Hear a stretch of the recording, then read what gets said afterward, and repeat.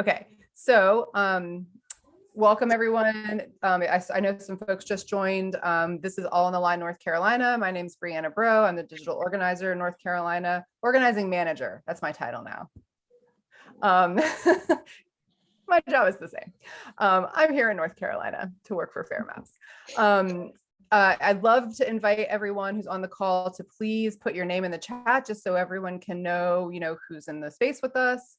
And if you'd like to include your location so we know where folks are joining from, and also if you're part of another organization that you want to kind of lift up into the space, to let us know, who your networks are, what other organizations you might be a part of. We'd love to have you do that as well. So please, if you're just joining, drop into the chat your name, where you're joining from, and if you have any organizational affiliations. If someone wants to help me out and write those things into the chat as a reminder for folks, name, where you're joining from, and organizational affiliations as by way of introductions, that would be super helpful. If not, that's totally fine too. Before I get started, no worries. Okay, thanks, Pat. Before I go further, I did want to just I'm reading this book right now. It's called The Vote Collectors. I think I bought it like a year ago. It's the story of the District 9, voter election fraud, not voter fraud, but election fraud, where they were collecting votes in Bladen County. And it's really interesting. It goes deep into the history of, elections and power and race and racism in North Carolina. And then all the way kind of connects all of these pieces through to the 2018 election in the 9th district. And I really recommend it. I actually drove through that part of the state last week, and it was really just interesting to be reading that book and thinking about, the land and the space and the people there and everything. So if you're looking for a book to read, I recommend The Vote Collectors. Okay. Please. In the chat? Yes. Okay. And it's by Michael Graff and Nick Oshner, who are journalists who covered that and also are kind of from that area. Nick is from just south of Fayetteville, which is very close by, and so it's not written by outsiders. And I'll also include that. I will send an email soon and include that information if y'all are interested. So just to give you a quick overview, like I said, it's not going to be a super long, in-depth meeting. We're going to just kind of review the next phase of the work for All on the Line, North Carolina, a brief elections update, and then we'll talk just kind of also briefly about the Supreme Court, the people who are running for North Carolina Supreme Court, because we did have our primaries, so we know who those folks are now. And then I'm hoping, what I'd like to do is tell y'all a little bit about, we are a big national organization. I focus only on North Carolina, but things move a bit slowly. And so I'm in the process of creating the plan for North Carolina and All on the Line, North Carolina. And I'd like to get y'all's thoughts and feedback as I'm doing that, so that can be incorporated into the plan. And then we'll just have an opportunity for conversation and questions and ideas. So if you were on the call, maybe last month, you saw this lovely graphic that I made. I'm not a graphic designer, but I do like a visual. And this was just something that I found really helpful. I was actually talking with Martha Schaefer, who's a super volunteer in many spaces, including All on the Line, North Carolina. And we talked about sort of these buckets of work that we need to engage in over the next year, really over this year. And one of them is education, educating ourselves about, what can we learn from the redistricting process? What information do we need to share with our partners and with the voters? And that's one kind of bucket of work, of educating ourselves and others about, and also about what worked in other states when we start thinking about redistricting reform. So that's a piece. And then preparing for the next fight, which is likely to be the congressional map redraw in 2013. I keep doing that. It's not 2013. That was 10 years ago. It's 2023. But what can we be doing now to lay the groundwork to be successful and have a lot of engagement and really, not let them take away what is a much fairer map than we've had in a long time in North Carolina. And then the third bucket is, which relates to the other things, is elections. We just had the primary. We're going to have elections that will impact our fight for fair maps in North Carolina. We will be, in particular, by electing the legislators that will be electing. It's important that we're electing people who believe in, who think that gerrymandering is wrong, who believe that everyone deserves an equal vote and an equal voice. And then also the Supreme Court elections, and we're going to talk more about all of that. But that's sort of the third thing, and that's what we're going to focus on today, because I'm sure everyone's still like taking in and learning about, who won which primaries and what the landscape looks like. And I certainly have been doing some analyzing of that work. So when we think about the elections that are coming up, one thing I do want to lift up is I don't remember if I've seen statewide comparisons. I know that the early vote was really high, compared to over 2018. If someone else knows, if this was actually higher turnout, please feel free to chime in. But my understanding is that the early vote was higher than 18, which is not surprising because 18, there were no statewide candidates. It was a blue moon election.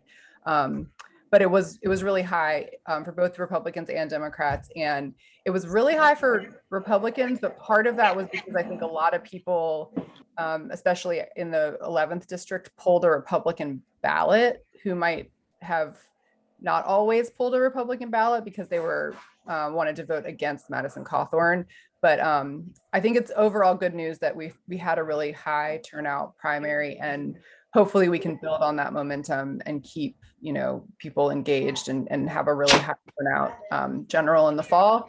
Obviously, we need to elect people who are going to work to protect the right to vote and to have our votes count. The legislature is likely to redraw the congressional map next year. The judges, the special masters who drew it last year earlier this year called it an interim map. So whichever party controls the legislature will be in control of that process. So it's important that we're, doing everything we can to elect people who believe in fair maps. Also, the current makeup of our North Carolina Supreme Court is 4 Democrats and 3 Republicans. The two seats that are up for election this year are held by Democrats. So there is a potentiality that the makeup of the court could flip, and that would have implications for the 4 Democrat and 3 Republican Supreme Court overturned unfair maps.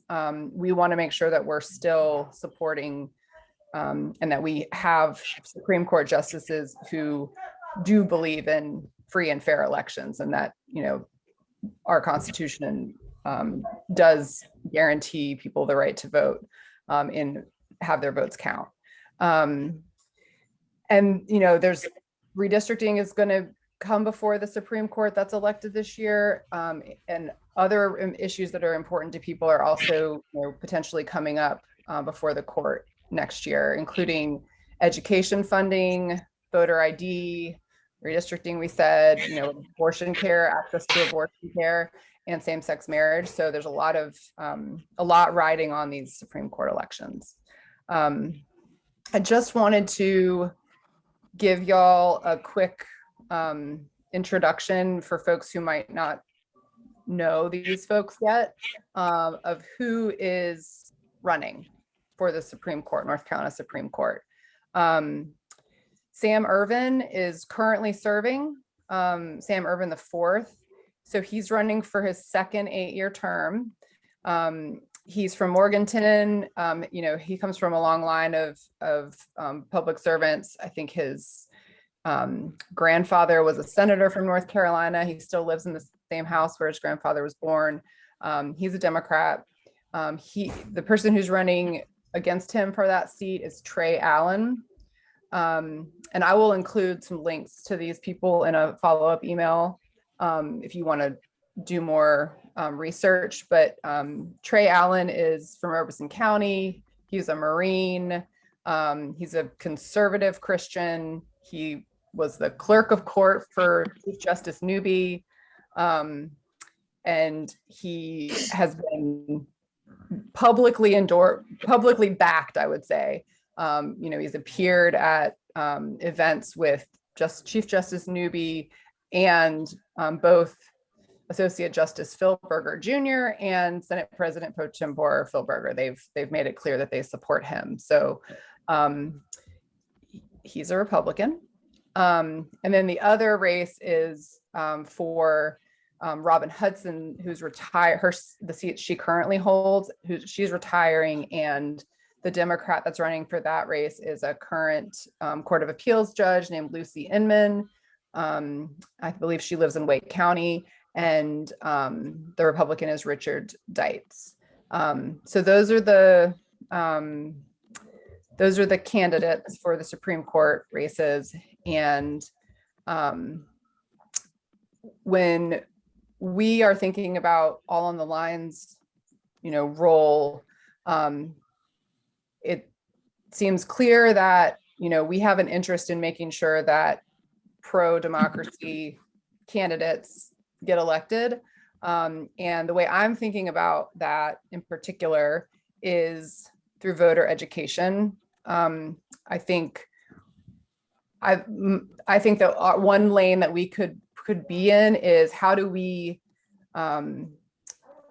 make sure that voters understand the stakes of the Supreme Court election, know who the candidates are, and know what they need to know before they go into the voting booth, including like where to go to vote and everything else like that. So, but I am curious if y'all, especially people who are, in communities across the state, part of other organizations, if there are things that All on the Line can do that support your work with voter outreach, talking with voters, especially around educating voters about these key races.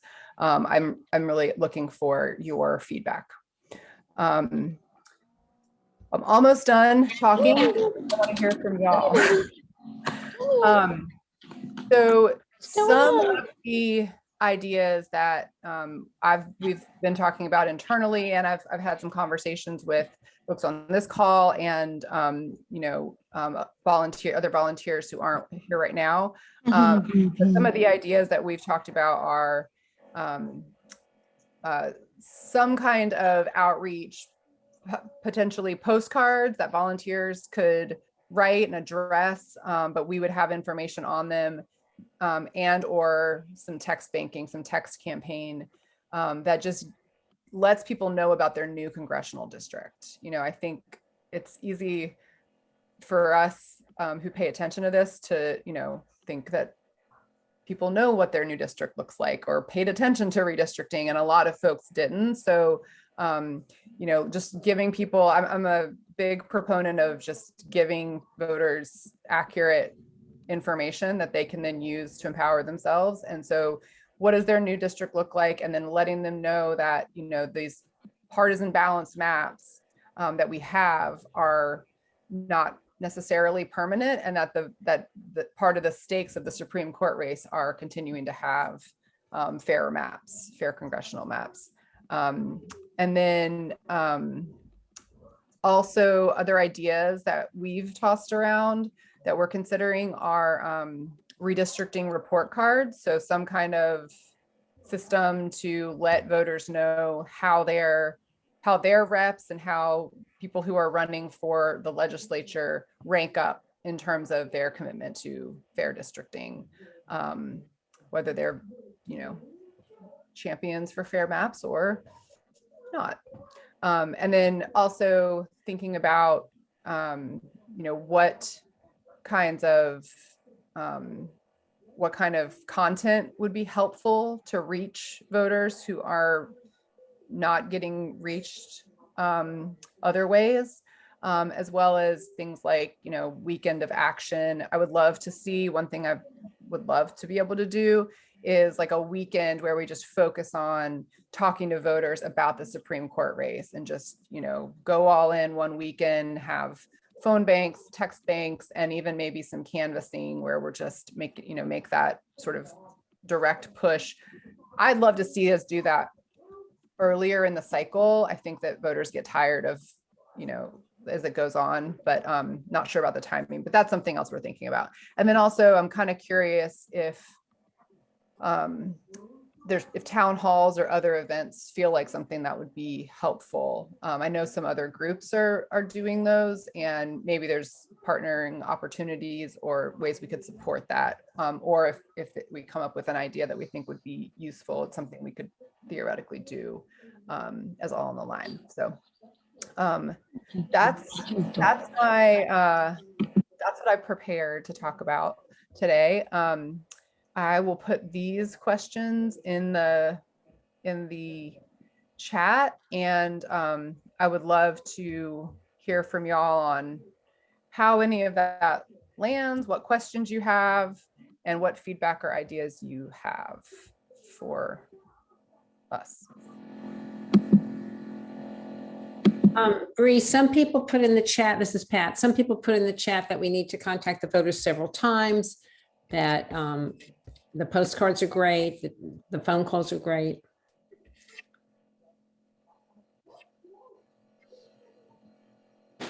And also redistricting postcards. And along those lines, when you said 1 week of action for Supreme Court, if we've got enough phone numbers, I think repetition, because you can't reach everybody, and someone doesn't answer the phone one day, maybe they will the next, and maybe we could send, if we did texting, if we can do that, maybe with a picture of their district or something, and something about the courts, a little the report card. I don't know if that would work, to text some graphic or something. That's great. And the other thing we've done in Guilford County is that we wrote to Senator Burr and to Senator Tillis to beg them to please pass gun legislation and background checks, et cetera, et cetera. And we did it by phone and we did it by email. So maybe everyone in North Carolina can beg them. I emailed, I'm begging you, please, that I don't want to send kids to school and pray they come home alive. Yeah. Willie, did you have something? Yeah, I was agreeing with her. That's a very good idea to text that and then put the picture on what your district is and who is running. And just the whole thing that was said before. Great idea. Great. Thank you, Willie. I also like the idea of having a weekend, intensive weekend. I think that can be very effective. Okay. And Mary Susan wrote in that she thought voting for the judges first, because we lost some, because over 2,000 in Durham votes. Voting for the judges first? Well, because some of them lost by just really small amounts. You mean words, like I always say vote the ballot from down, go up. Oh, bottom to top. Yeah. And So one thing I don't know yet. yet. I'm sorry, Mary Susan, go ahead. Yeah. Anyway, she's talking about it. What I also want to talk about is make sure that we say that this is a fair map we got, because the news is always talking about how it benefits Democrats. But the only reason the only benefit to Democrats is we actually do get a fair portion. Yeah. And there's got to be a way to educate folks about that. So sorry. That's super helpful. And I agree with that. I'm where I get a little caught up in my own head about it. And I think it's just, I tend to be sometimes overly nuanced. And when you're talking to voters, you need to just be real clear. But the map is fair. It's partisan balanced, and I wish it was more competitive. You know, there are things about the map that I'm, you know, we're not what the people were asking for. And so I don't want to be overly sort of like the map is perfect, but you're right, it is fair and it's a good map, and yeah, it's not a democratic gerrymander. So yeah, I appreciate that.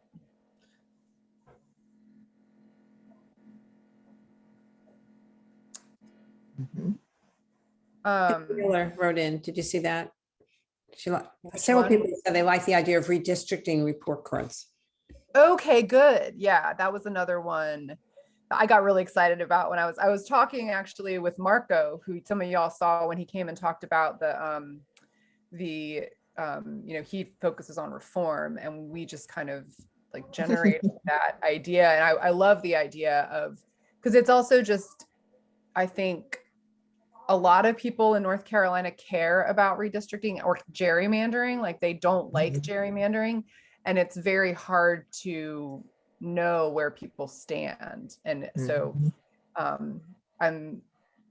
think, you know, our there may be some endorsements at some point, but that's still unclear for me on how that will work, or if we'll do that here. So I think the redistricting report cards are a way to get good information into the hands of voters. And call on Angela. She has some points. Yes, thank you. I was reading a couple of her comments from back up. Angela, do you want to just unmute and share?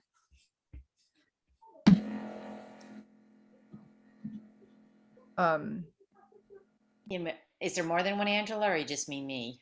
I think just you. Okay. Angela Sure. Lumping. So yeah, I love all these ideas, but I really do agree with everyone that you have to have a clear, short message, and it has to be repeatable, and it has to be easily accessed by a voter when they want to know the information, right? Because if people are always pushing information at me, a lot of times I'll tend to ignore it. But when it comes around to trying to vote, then I'm like, ooh, I don't know what I'm supposed to vote for or what I'm supposed to do. Yeah. That's really terrible. So I know TikTok is really big with the younger generation, and I feel like the younger generation is largely the ones who feel as we do about fairness and all that, but they are woefully out of it in terms of you know, responding to postcards or mail or those kinds of things. And so even I joined the League of Women Voters, and even the League of Women Voters, we've realized that we need to do better on communications, and we're trying to get some of the younger members to help us on social media or having a better presence. Because I'm sorry if I'm going on, but like, I'm a No. gardener, and every time I have a question, I just Google it and I look for the top 5 YouTubes that I need to tell me what I need to know. And Absolutely. I think Yeah. it's the same way here. And other people are like, "Oh, what's gerrymandering?" And I'm like, "Oh, let me show you." And I show them my 3 favorite YouTubes, because they can do it succinctly with wonderful visuals in so much a faster a way than I can talking, right? And so it's really leveraging that, grabbing the attention and holding on to them and having them make it feel like it's easy or seamless. I I'm part of the League of Women Voters, and I'm still having trouble remembering like the dates of the primaries, when things shift, and who's running for what. And I have friends calling me saying, "Angie, who should I vote for? I don't even know who all these judges are and all." And I agree with you that the biggest message we need is to say, "Hey, you know how we actually have fair and decent maps? You have your Supreme Court to thank for that, because they were trying to uphold the North Carolina Constitution. And the best way you can thank them is with your vote on election day, because we're right. There's going to be a huge push to get them out so that a stacked legislature can go back to the maps that they had before. So if we don't really turn out a huge vote, and with that kind of endorsement that the other judge has, for the average neutral voter, if they just go on election day and if they just Google Charlotte Observer and like, you know, the League of Women Voters things, and it talks about, oh, well, he's endorsed by Newby and Berger, a lot of people will just be like, oh, well, then he must be good and not really think about things and just Yeah. vote on that very superficial way. So it is Yeah. very important that we start getting out a clear message now and Clear having message it, now. very graphic and clear on what this is really about. Yeah. And having that able to be repeated and also accessible on a quick search. That Yeah. would be my thought. That is excellent feedback. Thank you. And that is very clarifying, because I definitely think that that's something I've been thinking about, but that really crystallizes, like I'm hearing that in a lot of these different comments, that like a clear message repeated, which is hard. I feel like I get bored of it, so you don't want to repeat it, but that's not how it works. It's not how information works. And also using the social media that she brought up. Do we have any 12-year-olds on our team? I mean, we need people who really know this stuff. I mean, I don't even use Facebook, so I'm sure a lot of you are, handier. But really, we need to get the people in that use that really easily to generate good material. Yeah. I want to go to, I see two hands. Mary Susan, is yours up from before? Did you have another comment? And then we'll go to Ron. Okay, I think Mary Susan's wills came down. So Ron, do you show you the map? Can you see the postcard? Oh, I where? just got these in the mail. Is it showing up? No, not yet. Oh, am I still? Show it again. Hold on. I should stop sharing my. Oh, yes. If you stop sharing, then I can show it. Yeah. Okay. Good. Oh, I see. Wait, let me get off my. Maybe I if you- You got your Women for Beasley. Yeah, let me get off that. Okay. So this is the one I just got in the mail about 5 minutes ago. And this is from Postcards for Voters. So they give you the postcards, 200 of them for free. And all you have to do is write on them and, pay the postage. But they're so cool. Yeah, Aren't they? that's great. How Early. How do we get them? I put it in the mail. I put it in the chat that you do postcards at turnoutpack.org. I'll put it in the chat again. But don't But they're anybody free. go and commit to a bunch of postcards before talking to me, because I am trying to get on the line national to approve a postcard Oh. campaign. Oh, sorry. Okay, I won't. No, put it- it's okay. It's I okay. won't put it in the chat. It's totally okay. And I don't want people to not do that either. But I just want to make sure that y'all know that that is something that I'm working on and will hopefully have, approval or not by the next meeting. And then we'll be able to, I'm aiming to have us doing a postcard campaign, people who want to, or have capacity or are part of groups that do this. Like I've already talked with, Indivisible Greensboro and a couple other folks, to do that postcards. Cause I do think that layering, doing the postcards and phone calls and texting to Texting. folks, is really a good idea. Sorry, Ron, I called on you and then I started talking. What were you gonna say? No, that's okay. No, I was going to mention, Bree, that I think it would be beneficial that we reach out to folks and talk about whether or not All on the Line is involved, not just in states where gerrymandering has taken place by Republicans, but what about states like Maryland and New York, where there's been extreme gerrymandering by Democratic majorities, because it works both ways. And I think it's important to stand on the principle that we want fair maps for everybody, regardless of partisan lean. Yeah, I absolutely agree with That- that. Yeah, good point. Well, the question is, do we? And I think there was a question there. I mean, Wait a second. Deborah has her hand up. Nadine, Okay. okay. okay, yeah. Couple of things. I've been doing postcards for several years and they say they work. I don't know, but I've been doing them. Also, I think that you could put the postcard, on the back of the postcard, you could put the thing about comparing the judges. But also, one of the things that makes people remember things is a slogan or something. And both Irvin and Inman start with I. So you could make some kind of slogan with that. That's it. Eyes on democracy. Yeah, that's good. I'm not good at slogans. It's not my forte. But that way it's easy to remember in the voting booth. That is a good point, though. And I'm sure there's going to be a lot of other folks who are working on that, on the Supreme Court race as well. So maybe between us all, we'll come up with some good ideas. Viola, did you have your hand up? Do you have something? Yes, I was just actually following up on that. I think it helps if we have a consolidated message so that we, postcards are important. If everyone gets some, or a lot of them get them, and they have more or less the same message on it. I think as you were saying, you're trying to get a message that we can all use that clearly get out what we want people to know about, right? Does that make sense? Yes, absolutely. And the same, somebody's got to come up with a good slogan. I think it's absolutely right. Something you remember, something that's catchy. 2 eyes for this, for the judges is a great idea, whatever, right? But I think we all got to speak the same language somewhere if we want to get the message out, Yes. across the board. Yes. Yeah, I think that's a key point. Yep.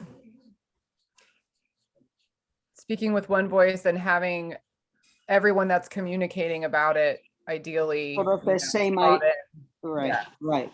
Yeah. And I think the point that, fair districting is for everybody should be helpful to get off, the political divide. If we say, we are trying to get independent panels, basically, we don't have to go there, but seemingly making the point that this is across the board for, for everybody.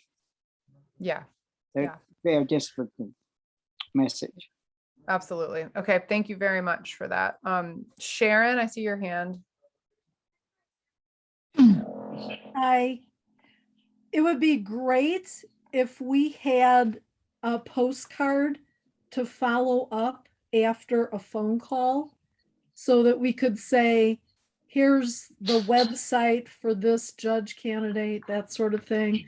To have that weekend of phone calls and have an internet location where they can find more information and then be able to mail that to them. And we could ask on the phone call, I can send you more information. Are you still at 1312 Park Avenue? And just verify that their address is current and, make it a just more deliberate and thought out campaign. What I'm finding here is it's really difficult to find campaign information other than the news outlets. So independent organizations, I'm coming from Illinois where it was much simpler to find things about any election, even the midterm and primaries. Interesting. Okay. Yeah, I appreciate that. And especially, I was kind of thinking about it opposite to what you said, as far as like sending a postcard and then sort of chasing it with a phone call. But I actually really like that idea too of if you call people and you say, can I send you more information? Are you still at this address? You're verifying their address, and then they've kind of opted into getting that postcard in the mail. And that seems like, I wonder if that affects their feelings when they get that postcard and they're like, oh, they followed up and there's actually useful information. And I think it's a great idea. I do. Yeah. Or we could offer to email it to them as well and save the postage. What I find, I'm in an apartment complex, so I have a bank of mailboxes here. And we run all the way from my age as a senior down to people who are college students in the apartment complex. The younger people leave their mailboxes alone. They don't even check them.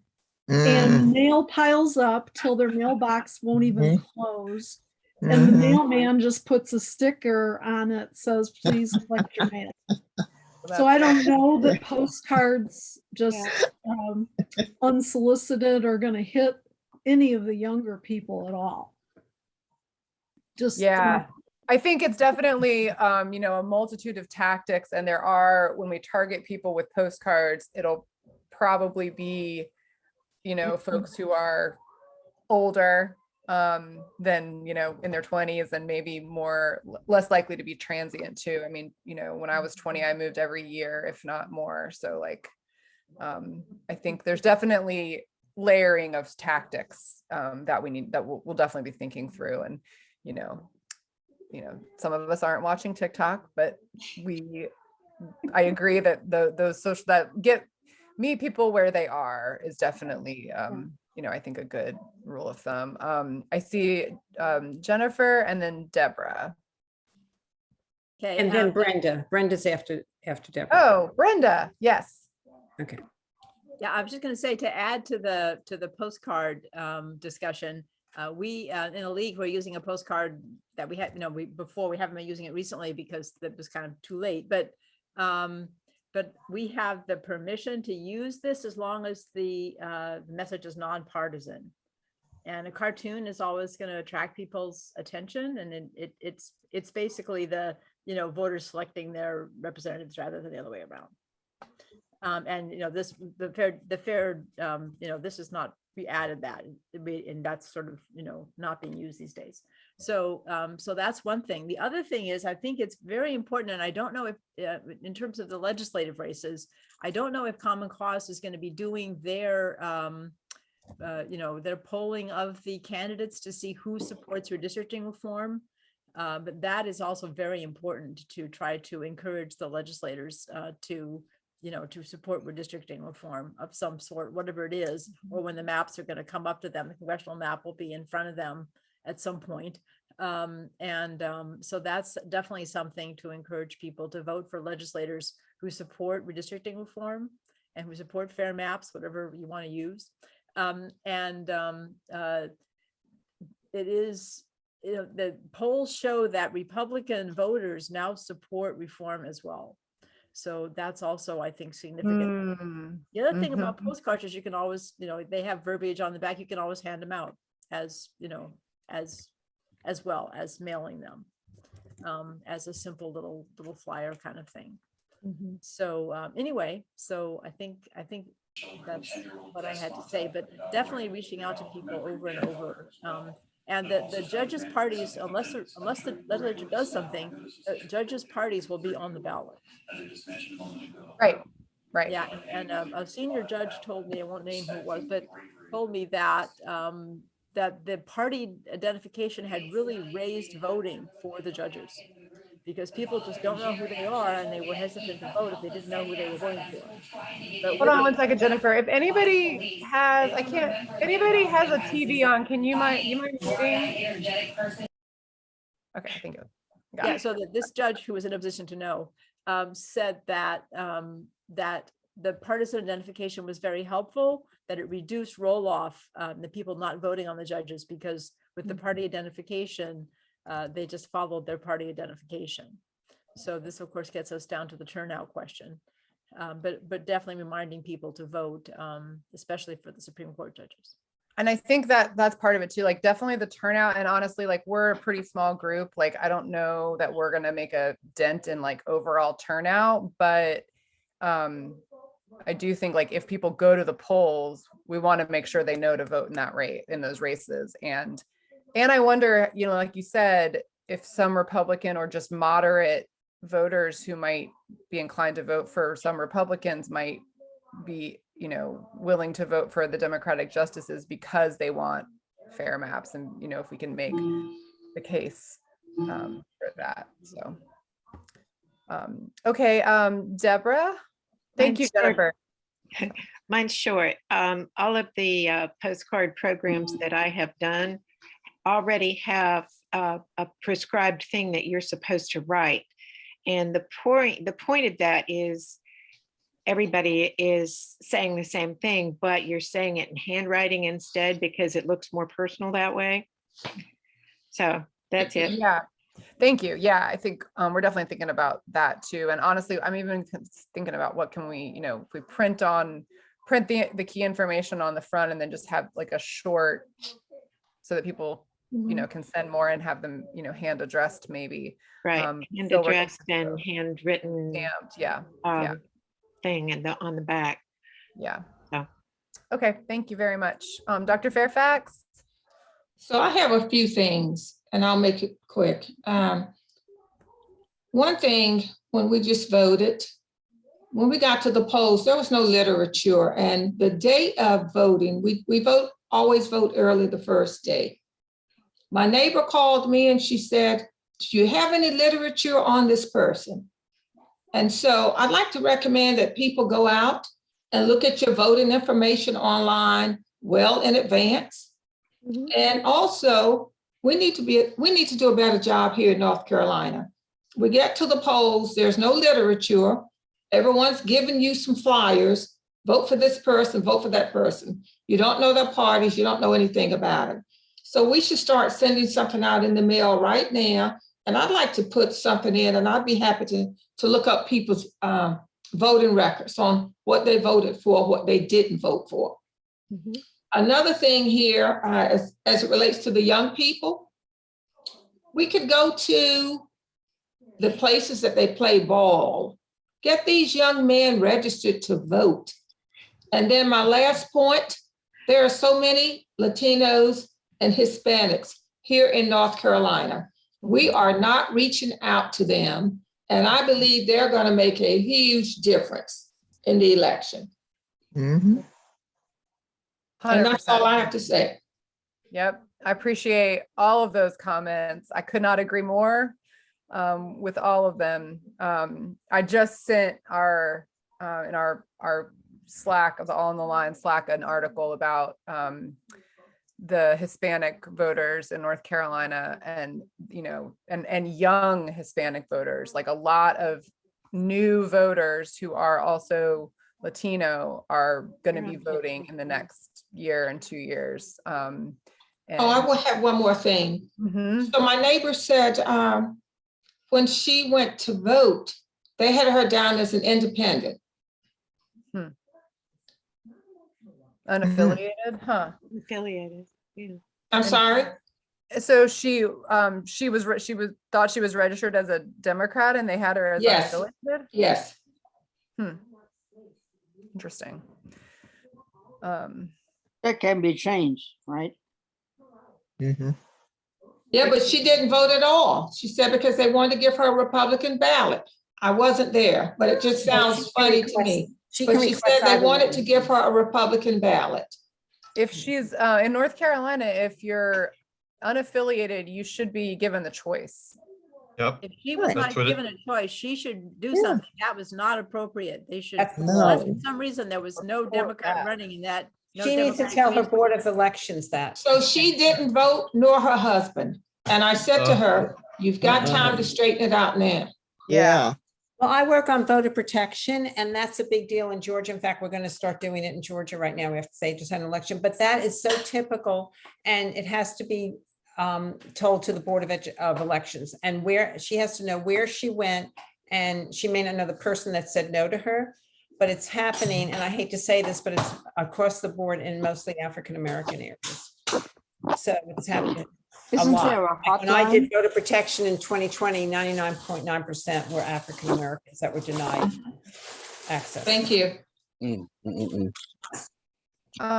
Nadine, I see your hand.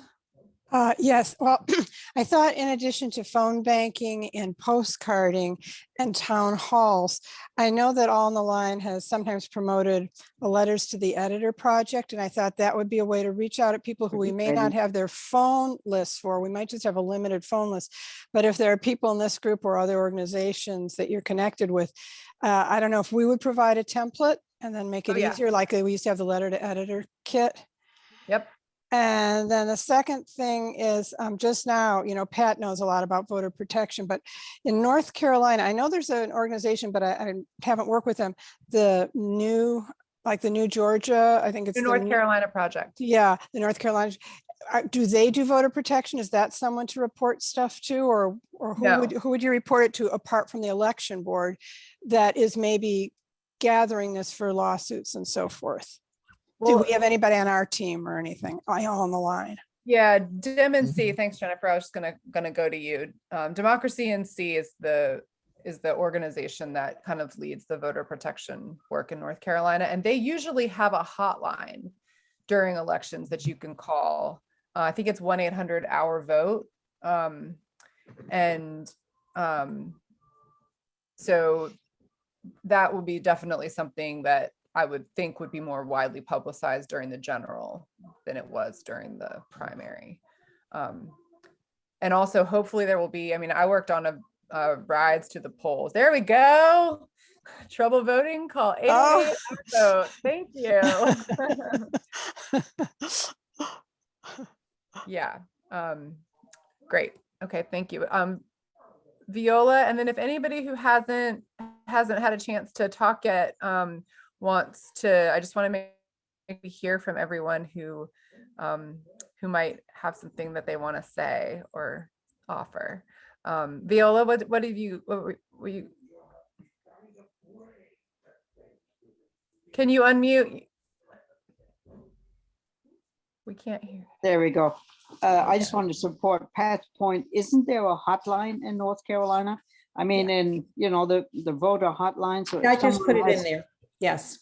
Right, and someone has a problem, you call there, you don't go to the board, you just go to the hotline right then and there. So I But think, that's only during early voting and voting. The hotline's not on, you know, during the year. So that's why no, I told Dr. understand. Fairfax to have her friend call the Board of Elections. Democracy NC is open all the time. Oh, is it? Okay. Cool. And there's also, I think it's, I don't know if it's that hotline or something else, but Democracy NC has, like, they have attorneys, volunteers who are there to help people navigate in real time Yeah, during. problem. Okay, okay. Hey, Richard. Hi, I just had one comment that I don't know what the right answer to it is, but we were talking about the postcards and then writing a standard message. Well, okay, if I'm a legislator about, or if that's who the target is, for instance, in that case, and I'm gonna get 40 postcards, right?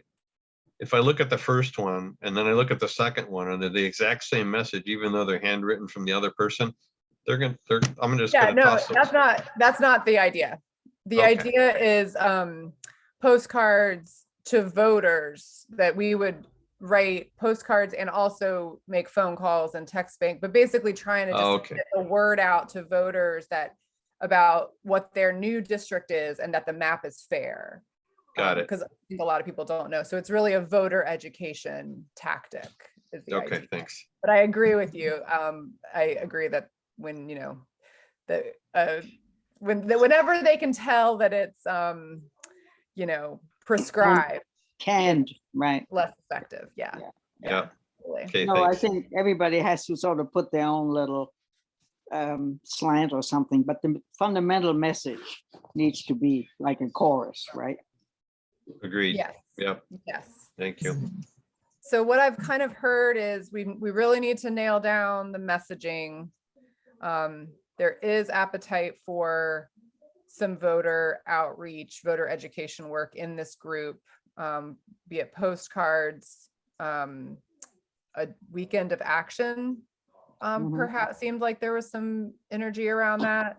And some kind of a website or an online information source would be That would be good. helpful.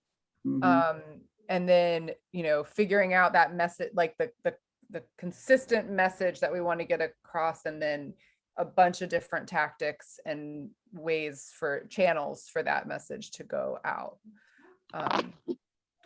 If the national thing can come up with a slogan, or if there's somebody who, you know, who's capable of putting together a catchy thing. Yeah. The Republicans have been pretty good at that, but we need to come up with something good. Yeah. And town halls, are you thinking that there's not an appetite in this group for town halls? Because it is a good way for community members to meet each other. If we could, you know, have an explanation of the importance of the Supreme Court. I don't know if anybody, that's a lot of work, but I would make phone calls to people to invite them, you know, but I wouldn't set it up. Yeah. I'm interested in it because I have an appetite right now for like going and seeing people in person. And I think if there's a way we could do something that was, you know, that there was energy behind, I'm just not sure. Like, I don't think that like candidate town halls feel like the right lane for this group or our organization. But if there is some kind of like, I'm going to think more about it. And if anybody has ideas, or if you're already planning something, and I saw a couple people in the chat saying like, maybe you're planning something and you're interested in partnering. Yeah. And then tabling at public events and festivals, or, and I'm also curious about, and this, I'll just throw this out there, you know, if your group is going to do something and there's something that All in the Line can do to support it, like if you want a one pager or something like that, or materials that talk about either the Supreme Court race or redistricting as an issue. If there's things like that, because that feels like within our lane of, you know, how we can support the work that other groups are doing in terms of reaching voters that we're not reaching. I do like the idea of events, but I haven't got as concrete ideas. So definitely interested in hearing folks have thoughts about that. Yeah, I just wonder if like the town halls, like, would people show up to a town hall about judges? I guess you think they would? I think so. Okay. Because the judges, a lot of people don't know who the judges are or what they are about. So having a town hall meeting about that would be a great idea. And get a chance to, if possible, People still reluctant to go indoors. When I had mentioned town halls, I forgot about COVID. Is it all over in North Carolina and nobody cares? Or what? So true.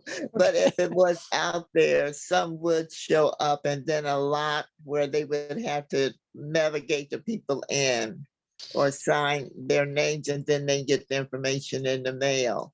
And also about that voting issue, where they wouldn't let the people vote because they said that they were independent during the election. Now, once the lady from Illinois, and that's where I'm from, if you're an independent, you have a choice of a party to vote for, but not saying that you cannot vote. And that's no, they said they tried to give them a Republican ballot. Right. That's why they wouldn't. That's why they did elected not to vote. Right, because that is really unconstitutional. They cannot be handing you a ballot and you're an independent. And during the normal elections, well, we know what the procedures are. But all of that was really unnecessary. They really need to report that. Because, or broadcast it or put it on the news or whatever, because that could have happened to a lot of other people also. It's a good idea. Put it on there. All right. Well, this has been very helpful for me. Yeah, I see some folks have to sign off for a 7 o'clock meeting.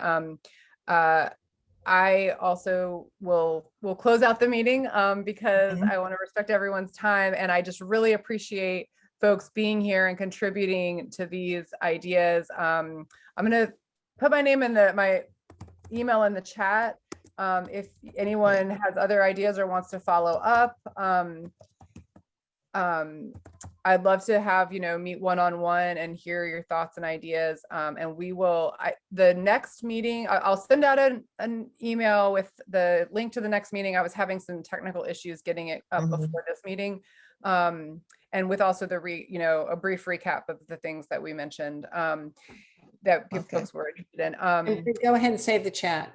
That'll help. And I'll save the chat, and this is recorded, so I'm planning to kind of. I know, but the chat's not recorded. Take notes. So that's true. Yes. Yeah. I'll do that before I forget. I'm being your secretary. Thank you. Yeah, you have to hit those 3 bars and download it. Yeah, where your 3 dots on the bottom. The 3 dots next to where you would put a message in, and then it will give you the option to save the chat. Okay. Down at the bottom of the chat. I'm looking for I'm trying to open the chat. There we go. Control C and just copied it to my email document. But if you can't find the bars. I got it. I think I got it. I can't open the chat. Yeah, I got it. Okay. Thank you. Thank you so much. everyone. Yeah, and really great to see y'all. And this is a very good conversation. I feel so much more energized now than I Okay. did before. So, All right. yeah, Thank you, thank you all Bree. so much for Thank you. being here. It's great to see everybody. Thanks, everybody. Bye. Thank you. Bye-bye. Bye, Bree. Bye-bye.